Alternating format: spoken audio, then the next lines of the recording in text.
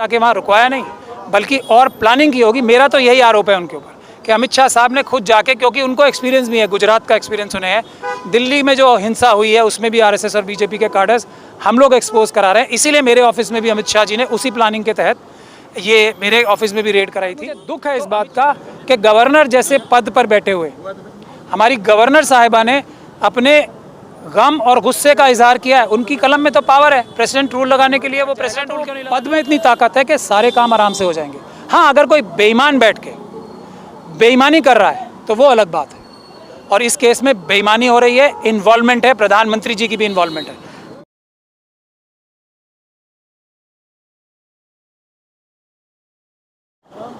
इसमें एक ही बात है जो साफ निकल के आ रही है, और वो ये है कि आरएसएस और बीजेपी ने ये सारा मणिपुर का जितना भी वायलेंस हुआ है वो आरएसएस और बीजेपी के कार्डर्स ने किया है। वहाँ पे जो लोग इस बात को इतनी सफाई से नहीं कह रहे वो पूरा इंसाफ नहीं कर रहे हैं इस समस्या के साथ, और इसीलिए प्रॉब्लम और बढ़ती जा रही है। आरएसएस और बीजेपी वाले तो खुद करा ही रहे हैं। ये जो ऑर्गेनाइजेशंस हैं जिन्होंने ये किया और जिनके लोग अरेस्ट हो रहे हैं, जिस ऑर्गेनाइजेशन से ताल्लुक़ रखने वाले, वो आरएसएस का ही एक सहयोगी संगठन है। 2 संगठन हैं बल्कि वो। जो लोग भी इसे, चाहे वो विपक्ष के हों या कहीं के भी हों, जब तक इस बात को नहीं कहा जाएगा कि आरएसएस और बीजेपी ने ये प्लान करके ट्राइबल्स के खिलाफ, क्योंकि मणिपुर एक ट्राइबल एरिया भी है और चाइना के पास भी है, तो पाकिस्तान और चाइना के साठ गांठ से आरएसएस के लोगों ने ये जितने भी हमारे बॉर्डर लाइन स्टेट्स हैं उनमें डिस्टर्बेंस क्रिएट कर रही है। आरएसएस देश को तोड़ना चाहती है और आरएसएस का ये हाथ है। इसके अलावा कोई भी इन्वेस्टिगेशन जिसमें आरएसएस और इन संगठनों का हाथ नहीं आता वो फ्री एंड फेयर इन्वेस्टिगेशन हो ही नहीं सकती। अगर ये कोर्ट की निगरानी में वीडियोग्राफी करा के इन्वेस्टिगेशन होगी तो इसमें नागपुर तक तार जाएंगे। इसमें कुछ और है ही नहीं, ये आरएसएस है, आरएसएस है और आरएसएस ही है। अच्छा, एक व्यक्ति की उसमें जो है गिरफ्तारी हुई है, वीडियो में काफ़ी लोग दिखाए जा रहे हैं, तो ये कानून के एक प्रक्रिया के अकॉर्डिंग आप हमें बताने की कोशिश कर रहे हैं समाज को कि क्या ये संभव है कि एक व्यक्ति पर एफआईआर होनी चाहिए? 150 लोग तो करीब उसमें 100-150 लोग तो नज़र आ रहे हैं, क्योंकि वो आरएसएस से संबंधित संगठन है। इसलिए इसमें जैसे अभी एक उसका लेटेस्ट एग्जाम्पल ये है, पूरी दुनिया ने देखा पहलवान महिलाओं के साथ क्या हुआ। मैं अगर मेरी आप स्टेटमेंट्स देखोगे, मैंने पहले दिन से कहा था कि अमित शाह साहब बृजभूषण सिंह को बचाएंगे और बचाया उन्होंने। जिस तरह की चार्जशीट फाइल हुई है उसमें दिल्ली पुलिस के जो इन्वेस्टिगेटिंग ऑफिसर हैं, सबसे पहले तो उन्हीं के खिलाफ मुकदमा होना चाहिए। और जिस तरीके से दिल्ली पुलिस के भ्रष्ट अधिकारी बेशर्मी से पहले तो उसको अरेस्ट नहीं करते बृजभूषण शरण सिंह को, और उसके बाद कोर्ट में खड़े होकर ये कहते हैं कि हमें इसको अरेस्ट करने की ज़रूरत ही नहीं है, इसको बाइज्जत ज़मानत दे दी जाए। ये पुलिस और पब्लिक प्रोसिक्यूटर का कहना है। तो जब इतना खुला खेल हो रहा है, इतना नंगा नाच हो रहा है, तो अमित शाह जी वहाँ भी गए थे। होम मिनिस्टर गए 4 मई के बाद वहाँ। क्या भारत के होम मिनिस्टर, चाहे वो कितना भी नकारा व्यक्ति हो, इतना कमज़ोर पद है हमारा कि वो इस बात के में अरेस्ट तब नहीं करा सकते थे? वो नहीं, ऐसा नहीं है। अमित शाह जैसे जो सिर्फ पैसे में इंटरेस्ट रखते हैं, किसी और चीज़ में उनका कोई इंटरेस्ट ही नहीं है, एक नाकारा व्यक्ति है। पैसे कमाने के अलावा कोई भी अगर शोभा देखा जाएगा तो उसमें वो भी अगर होम मिनिस्टर के रूप में वहाँ गए हैं, तो भारत के होम मिनिस्टर की सीट में इतनी पावर होती है कि सारे अपराधी जो हैं, सारे जो इस प्रकार के आतंकवादी वहाँ पर हैं आरएसएस और बीजेपी के, वो शांत होकर भाग जाते और ये हरकतें बंद हो जाती। लेकिन चीफ मिनिस्टर अमित शाह जी के कहने पे ये काम कर रहे हैं और आरएसएस के कहने पे ये काम कर रहे हैं, और आरएसएस के जो सहयोगी संगठन है वो डायरेक्टली इस सब में इन्वॉल्व हैं, और इसीलिए अमित शाह जी ने जाके वहाँ रुकवाया नहीं, बल्कि और प्लानिंग की होगी। मेरा तो यही आरोप है उनके ऊपर कि अमित शाह साहब ने खुद जाके, क्योंकि उनको एक्सपीरियंस भी है, गुजरात का एक्सपीरियंस उन्हें है, दिल्ली में जो हिंसा हुई है उसमें भी आरएसएस और बीजेपी के कार्डर्स हम लोग एक्सपोज करा रहे हैं। इसीलिए मेरे ऑफिस में भी अमित शाह जी ने उसी प्लानिंग के तहत ये मेरे ऑफिस में भी रेड कराई थी। तो अमित शाह जी ने जाके वहाँ पे जो घटना है उसको कंट्रोल करने की कोशिश नहीं की, बल्कि उसकी प्लानिंग कराई होगी, ऐसा मेरा आरोप है। और इस आरोप से कम जो भी आरोप लगा रहे हैं वो इस घटना के साथ और इतनी बड़ी देश के ऊपर जो एक तरह से हमला है उसके साथ न्याय नहीं कर रहे। मतलब 2.5 से 3 महीने हो चुके हैं इस बात को, और 4 मई की वो वीडियो बताई जा रही है, लेकिन जब से लेके अब तक प्रशासन भी सोया हुआ था, प्रशासन की तरफ से भी ऐसा कुछ नहीं आया, मुख्यमंत्री वहाँ के ऐसा कुछ नहीं आया। अब गवर्नर ने आके भी वो भी थोड़ा आ गए हैं कि सख्ती से आएंगे, लेकिन बात फिर मैं वही कहूँगा कि इतने लोगों में एक व्यक्ति की गिरफ्तारी क्यों?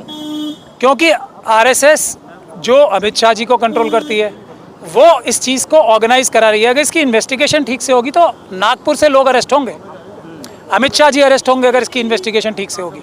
तो आप क्या उम्मीद करते हैं कि इस केस में इसीलिए मैंने पहलवान महिलाओं का एग्जाम्पल दिया, इस केस में भी वही होगा, क्योंकि आरएसएस से संबंधित लोगों ने ये सारी घटनाएं वहाँ पे जो हो रही हैं वो कर रहे हैं, तो उनको सबको छुड़ाने के लिए इन्वेस्टिगेशन हो रही है, किसी को पकड़वाने के लिए नहीं हो रही। और मुझे दुख है इस बात का कि गवर्नर जैसे पद पर बैठे हुए हमारी गवर्नर साहिबा ने अपने गम और गुस्से का इजहार किया है। उनकी कलम में तो पावर है प्रेसिडेंट रूल लगाने के लिए, वो प्रेसिडेंट रूल क्यों नहीं लगाती, रिकमेंड क्यों नहीं करती होम मिनिस्ट्री को कि यहाँ पे प्रेसिडेंट रूल लगना चाहिए। तो ये दुख की बात यही है ना कि गवर्नर जैसी पद पे जिनके हाथ में खुद करना है, तो सतपाल मलिक जी की बात में अब बिल्कुल सच्चाई सामने आ जाती है ना कि होम मिनिस्ट्री और प्राइम मिनिस्टर के ऑफिस से गवर्नर साहब को फ़ोन जाते हैं। जब कश्मीर के गवर्नर साहब को फ़ोन जाके उनको मना किया जा सकता है कामों के लिए, तो मणिपुर तो एक छोटा राज्य है, वहाँ की गवर्नर को भी खुल के और अपनी संवैधानिक ड्यूटीज़ नहीं निभाने दी जा रही। प्रधानमंत्री के ऑफिस से उन्हें फ़ोन जाते हैं और होम मिनिस्टर के ऑफिस से फ़ोन जाते हैं। उन्होंने रिपोर्ट दी है, वो कह रही है, मैंने उनका टीवी में बयान देखा है, मतलब एक वो आम व्यक्ति की तरह से, मतलब दुखी और पीड़ित तरीके से, एक मतलब जैसे कोई आम महिला स्टेटमेंट देती है वैसे स्टेटमेंट दे रही थी। तो ये इस देश का इतना बड़ा दुर्भाग्य है कि गवर्नर्स रूल लगाने के लिए ताकतवर नहीं महसूस कर रही हैं अपने आप को, वो गुहार लगा रही हैं सेंट्रल गवर्नमेंट से। ये सर क्या लगता है कि अब जो है किस तरीके से, मतलब किस तरफ जाएगी ये कार्रवाई? इसमें सबसे पहले जो ये आरएसएस के सहयोगी संगठन है उन लोगों को अरेस्ट होना चाहिए, चीफ मिनिस्टर मणिपुर के अरेस्ट होने चाहिए और अमित शाह जी को इस केस से बाहर रखना चाहिए। इसकी निगरानी से किसी भी प्रकार से अमित शाह जी को बाहर रखना चाहिए, जब ही इस केस में न्याय हो पाएगा, नहीं तो नहीं हो पाएगा। सुप्रीम कोर्ट को इसमें एक सुप्रीम कोर्ट के सिटिंग जज को निगरानी करने के लिए अपॉइंट करना चाहिए। सारी इन्वेस्टिगेशन इस केस की एकदम वीडियोग्राफ होनी चाहिए और चीफ मिनिस्टर साहब को खुद मजबूर होकर कहना पड़ा कि ये एक घटना नहीं हुई है, ऐसी 100 से ज़्यादा घटनाएं हुई हैं। मेरा ये कहना है ऐसी सैकड़ों घटनाएं हुई हैं, लेकिन वो सभी आरएसएस के जो सहयोगी संगठन है उन्होंने की हैं और उन सबके सबूत छुपाए जा रहे हैं। इसीलिए वहाँ पे जो इंटरनेट है बंद किया गया अमित शाह साहब द्वारा। अच्छा सर, प्रधानमंत्री जी अभी तक बोले नहीं थे इस मैटर पर, लेकिन आज वो भी बोले हैं। उन्होंने भी कहा कि 140 करोड़ लोगों की जो है भावनाओं को ठेस पहुँचाने वाला वीडियो है ये। प्रधानमंत्री जी की भी इन्वॉल्वमेंट इससे साफ होती है। ये प्रधानमंत्री, मैं कह रहा हूँ ना, कितना भी नाकारा व्यक्ति प्रधानमंत्री की पद पे बैठ जाए, मैं मोदी जी का नाम नहीं ले रहा हूँ, लेकिन भारत के प्रधानमंत्री की इस पद में इतनी ताकत है, मतलब कोई बेवकूफ़ व्यक्ति भी बैठ जाएगा तो वो पद में इतनी ताकत है कि सारे काम आराम से हो जाएंगे। हाँ, अगर कोई बेईमान बैठ के बेईमानी कर रहा है तो वो अलग बात है, और इस केस में बेईमानी हो रही है, इन्वॉल्वमेंट है, प्रधानमंत्री जी की भी इन्वॉल्वमेंट है। मैं भारत के प्रधानमंत्री और भारत की जो सिस्टम है उसको इतना कमज़ोर नहीं मानता कि प्रधानमंत्री जी को मणिपुर की पल पल की खबर नहीं मिल रही होगी, ऐसा मैं मानने को तैयार नहीं हूँ। अब अगर 2.5 महीने तक प्रधानमंत्री चुप रहते हैं तो इसका मतलब उनकी डायरेक्ट इन्वॉल्वमेंट है, वरना कोई भी प्रधानमंत्री, कोई भी इंसान, जैसे गवर्नर साहिबा ऑलमोस्ट आंसू निकल रहे हैं उनके वीडियो में, अगर आपने देखा होगा, तो प्रधानमंत्री जी के आंसू नहीं निकल रहे होंगे रोज़ जब खबर मिल रही होगी उन्हें?